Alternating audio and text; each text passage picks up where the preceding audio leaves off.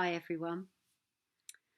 So yesterday we entered the mandala of the five Buddhas, and I talked yesterday about Akshobhya, who is the blue Buddha of the East and of dawn, and who transforms the poison of hatred or aversion into the mirror-like wisdom, the wisdom that clearly sees things as they actually are. And today I'm going to be saying a bit about the golden yellow Buddha, Ratnasambhava, the Buddha of the South, who transforms pride.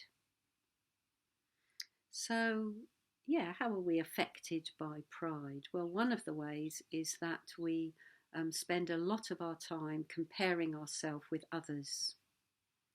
We compare ourselves in terms of whether we're better, whether we're inferior, or whether we're the same.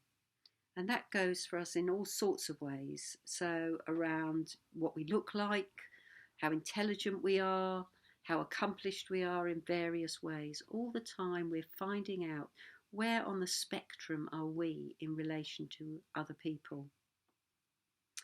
And sometimes Buddhism also talks about things like the pride of youth and the pride of health. And I've been very struck actually by the pride of health in the last few days, with people feeling, perhaps some people feeling a bit invincible, like, oh yes, everybody else gets ill, but I don't get ill, you know. Yes, that's a very extreme expression of pride, feeling like we have control and that we can stop ourselves getting the coronavirus or stop ourselves getting ill.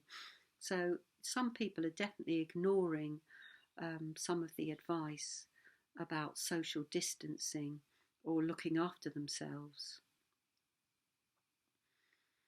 So there's the pride of health and the pride of youth. And of course, a lot of younger people, unless they've got underlying health issues, are going to only get the virus in a very mild way. So it would be easy to kind of build up selfishness around that and feeling those feelings of invincibility coming to the fore. But in everyday life, we have a lot of pride just because we are self-absorbed. The world seems to revolve around us, and I mean, no wonder we're looking out of our own eyes.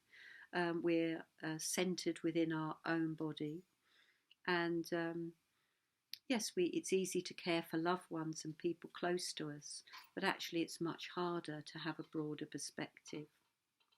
But I've noticed something interesting over the last few days with my metta bhavana practice, and that is that that people actually feel closer to me. I found myself thinking about and sending metta to, and feeling a lot of warmth towards people that I see at the centre.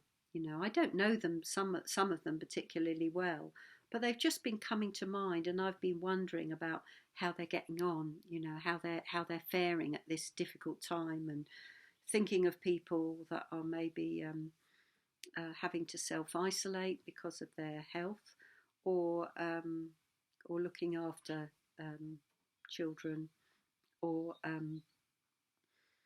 disabled people, looking after disabled children and people that it's not going to be easy for at all. And of course thinking about friends as well, close friends. Everybody out there really that I know, they've just become much more vivid in my thoughts and in my heart. So the wisdom of Ratnasambhava is the wisdom of equality, the wisdom of equality. So as we know from doing the metta bhavana, particularly in that neutral stage, we know that actually we share so many of our experiences, of our emotions with everybody else. And seeing that clearly does help bring us much closer, feeling more interconnected with with everybody. You know, it's not just us that suffers from this or that. It's not just us that wants wants an easier life. You know, wants pleasure rather than pain, and so on. You know, it's everybody. It's absolutely everybody. And at this time, we can particularly think about people's individual circumstances. I mean, I'm really appreciating how fortunate, how really fortunate I am, um, to be well at this time. You know, to not be in a very much older age group, although I'm certainly not in a young group by any means. Um, and you know, really grateful for having a large garden and the sun's out. You know, I can step outside without bumping into people. So a lot of gratitude really. Um, and that sense of equality, that wisdom of equality, if we can really make use of that at the moment, it can allow us to open our hearts to a much wider range of living beings than perhaps we usually do. And also, I think it can also connect us a lot to the planet, to all the resources that we take for granted that actually are around us, and you know that although we take for granted, we can't necessarily rely on. So you know, like a lot of our foodstuffs, they come from abroad. Maybe some of those borders will be closed, and we'll have to learn to enjoy a much narrower range of foods than we used to. And I feel quite excited about that actually. I feel like we do take so much for granted, being able to have exactly what we want. So, yes, in a way, it's encouraging us to embrace simplicity and contentment.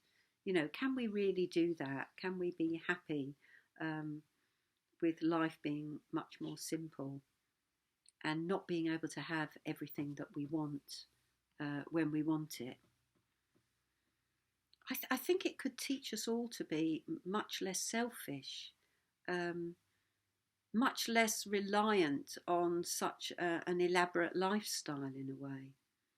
Uh, and that simplification can only be a good thing. So the beautiful Ratnasambhava, he sits in meditation posture, and his right hand is resting on his right knee, and within his palm he holds a wish fulfilling jewel. And that wish fulfilling jewel is available to all of us, but it's not a jewel in the usual way that we think of a jewel. It's not about getting rich or having more. It's about finding the jewel of the Dharma. So it's the Dharma that can really help us. It isn't riches, it isn't having more, it isn't getting what we want.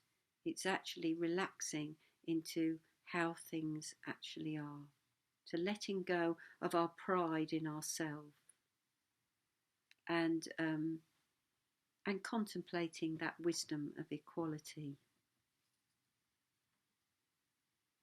So I hope you're all keeping well. I'll leave it there for today, and yeah, bye for now.